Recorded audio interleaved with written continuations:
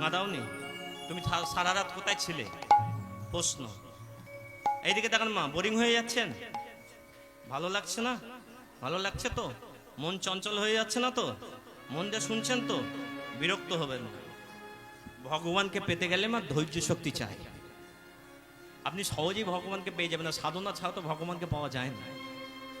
ভগবানকে পেতে গেলে মনের মধ্যে যে বিরক্ত প্রকাশ হবে, অধৈর্য হয়ে পড়বেন, তাকে জয় করার নাম হচ্ছে ভক্তি।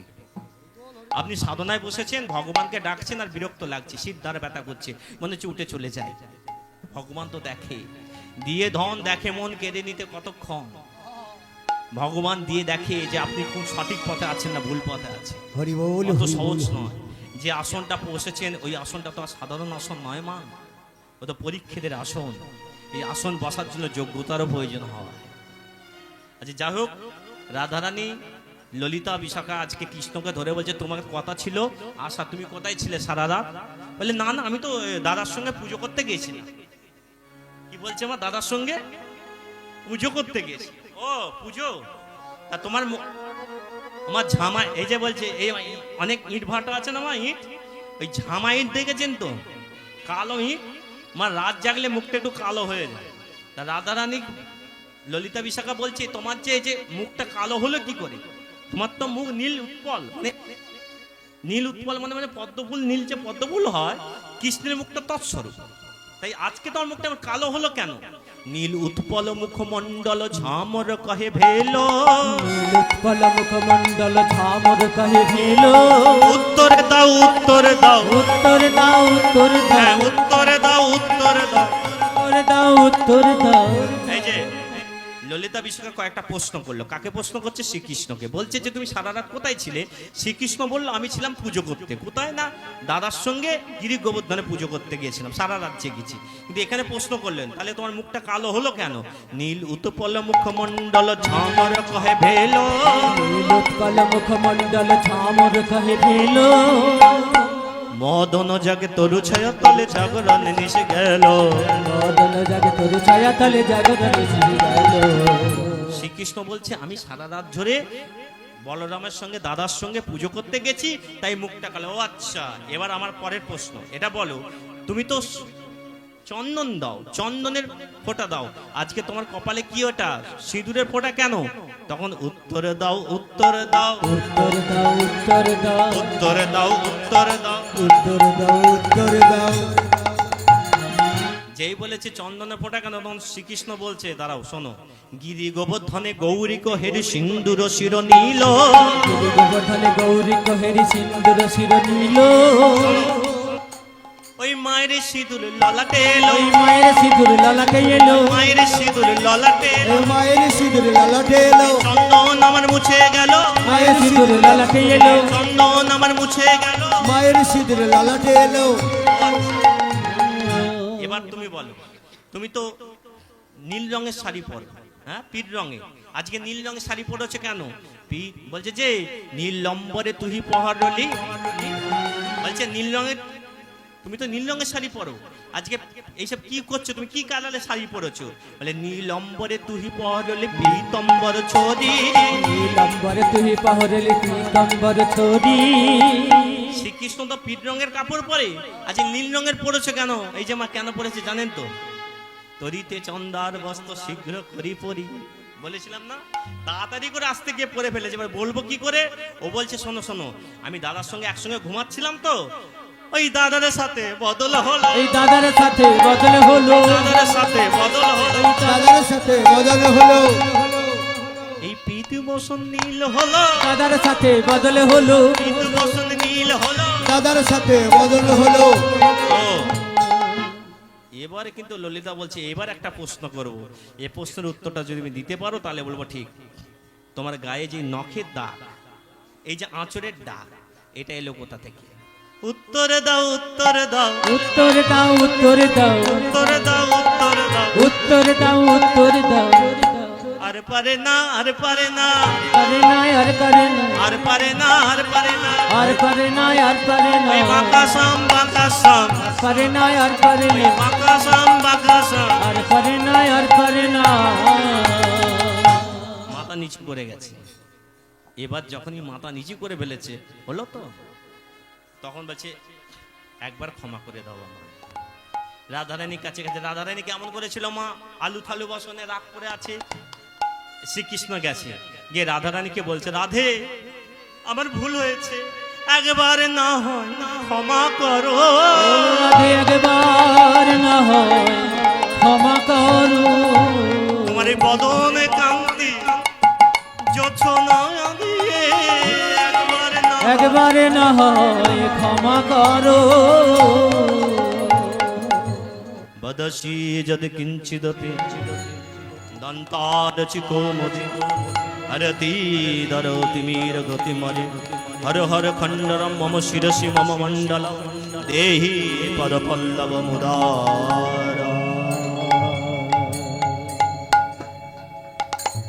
এই সেই কথা, যে কথা জয়দেব লিখতে গিয়ে পারলেন না। রাধারানীর মান ভাঙাতে গিয়ে বললো যে রাধারানী আপনার পাট আমার মাথায় দাও।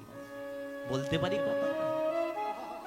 আপনার ছেলে কখনো বলতে পারে মা, আপনার কোন ছেলে বলতে পারে মা মাথায় পা, ভক্ত ভগবান শ্রীকৃষ্ণের কাছে শ্রীকৃষ্ণের মাথায় পা দেওয়ার মতো ভাবনা চিন্তা কারোর আছে? হরিবল হরিবল ভাবতে পারা যায়? জয়দেব কি করেছিল মা, লিখতে পারেনি, চলে গিয়েছিল স্নান করতে। আর জয়দেবের ছদ্মবেশে ভগবান বাঁকা উত্তরে সে শ্রী গোবিন্দম গ্রন্থে লিখে দিলেন, দেহি পদপল্লব মুদারম। তখন রাধারানী কিন্তু রাগ তখনও ভাঙেনি। রাধারানীর রাগ তখনও ভাঙেনি। চিৎকার করে উঠলেন শ্রীকৃষ্ণের উপর, চিৎকার করে বলল, যাও যাও যাও যাও যাও শ্যাম, কথা কইব না তোমার সনে। যাও যাও শ্যাম, কথা কইব না আমি তোমার সনে। যাও যাও যাও শ্যাম, কথা কইব না তোমার সনে। যাও শ্যাম, কথা কইব না তোমার সনে। সহেছি অনেক জ্বালা,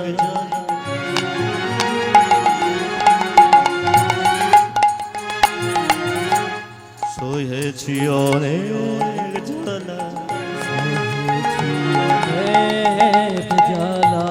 বিনা কারণে বিনা কারণে বিনা কারণে।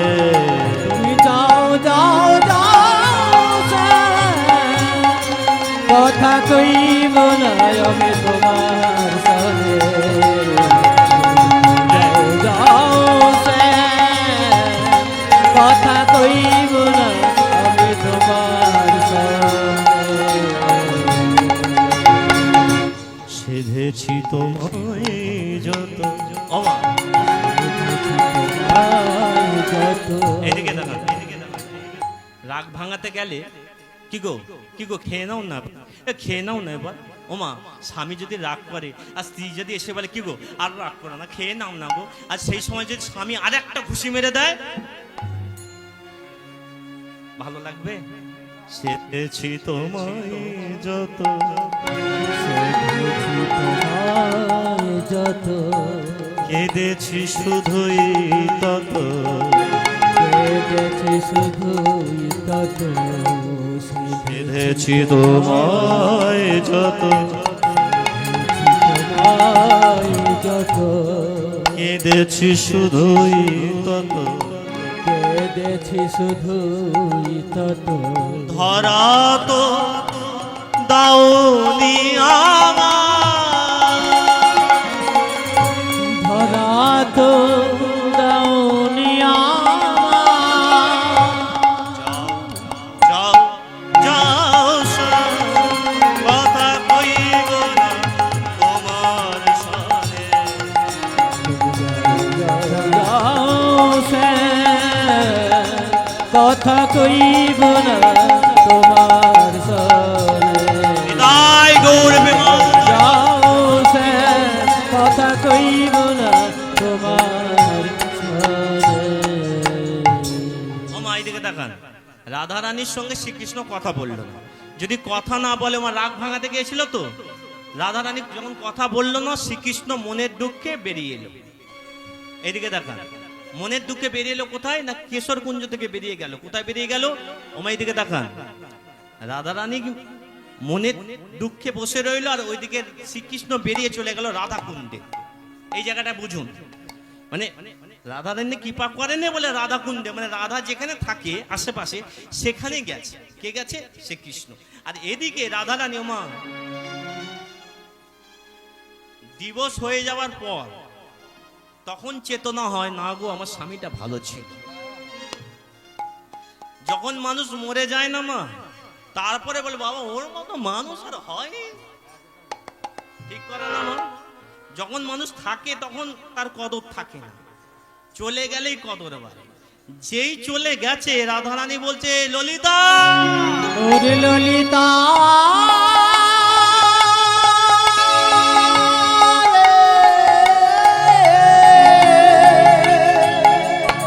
ললিতা দেখ দেখ দেখ দেখ, আমার বধূ আমাকে ছেড়ে চলে গেছে ললিতা। ললিতা রে না না না না, তুই যা করে হোক ললিতা, ললিতা তুই যা করে হোক। হরে কৃষ্ণ। ললিতা এই শোন, রে তুই যেমন তারা আমাকে মান শিখিয়েছিলিস, আমাকে তুই যেমন তারা কৃষ্ণকে দূর করিয়েছিস, তুই আমাকে আবার কৃষ্ণর সঙ্গে মেলাবি। ঠিক কথা বুঝতে পারলেন? ললিতার জন্য তো শ্রীকৃষ্ণের সঙ্গে রাধারানী ত্যাগ হলো, মান শিখিয়েছে বলে। তোকেই দায়িত্ব নিতে হবে আমাকে আমার কৃষ্ণকে ফিরিয়ে আনতে। বলে ও বাবা, হরি বল তোকে তো আমি একটুখানি মান করতে বলেছি, তোকে কি এত বড় মান করতে বলেছি? আমা এটাই হয়, মানে যখনই গাছে তুলে দিয়ে মই কেড়ে নেওয়ার পাবা। তোকে তো এইটুখানি রাগ করতে বলি, তুই এতটা রাগ কেন করলি? বলে তুই যা। ওমা শ্রীকৃষ্ণ কাছে রাধারানী রাধা কুণ্ডে কাঁদছে, শ্রীকৃষ্ণ রাধা কুণ্ডে গিয়ে কাঁদছে, আমি আজকে রাধা আমাকে কৃপা করলো না। এবার রাধারানী এখানে কাঁদছে, দুজন দুজন কাঁদছে। ভালো করে বোঝার চেষ্টা করুন, ওখানে শ্রীকৃষ্ণ কাঁদছে, এখানে রাধারানী কাঁদছে। আর ললিতা কি করবে? এখানে শ্রীকৃষ্ণের কাছে দৌড়ে দৌড়ে যাচ্ছে, দেখা যায় শ্রীকৃষ্ণকে কোথায় দেখতে পাওয়া যায়। আর শ্রীকৃষ্ণ রাধারানীর কাছে, রাধারানী কুণ্ডের কাছে দাঁড়িয়ে দাঁড়িয়ে কাঁদতে কাঁদতে বলছে, ওগো পূর্ণ বতী রাধা কুণ্ড, ও গপূর্ণ বতী রাধা কুণ্ড। এই যে রাধা কুণ্ড, শোনো না, আমি আমি আমি আমি রাধার কাছে গিয়েছিলাম, রাধা আমাকে কৃপা করেনি, রাধা আমাকে তাজিয়ে দিয়েছে। শিরাধিকা কইল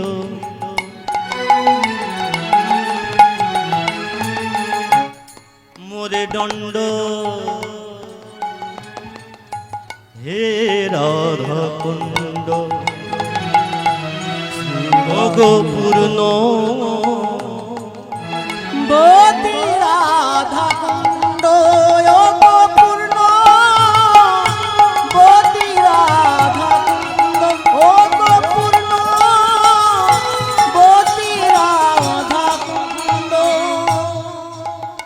রাধা কুণ্ডে কাঁদছে, ললিতার সাহায্যে। কি গো, এই যে এত কাঁদলে হবে? বলে দেখ ললিতা, ও ললিতা তুই বল, আমার কিছু দোষ নয়।